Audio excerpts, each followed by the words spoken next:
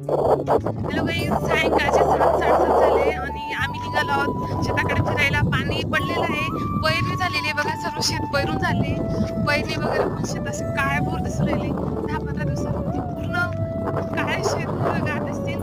आणि या दिवसाचं जे वातावरण जे असतं ना, एकदम फ्रेश वातावरण असतं. जसं की आपल्याला वाटतं गार्डनमध्ये फिरायला गार हवा चालू आहे, एकदम नॅचरल लुक आहे. मला ते बघा, तुम्ही बघू शकता झाडं, परत पूर्ण मोकळं आभाळ, मध्ये मध्ये ढग, एकीकडे सूर्य डुबतोय आणि एकदम नॅचरल वातावरण तयार झालंय. या वातावरणात फिरायला जी मजा येते त्याच येते. या माझ्या फ्रेंड आहे, कॉल माय ननंदबाई. आणि आम्ही दोघं आलोय फिरायला.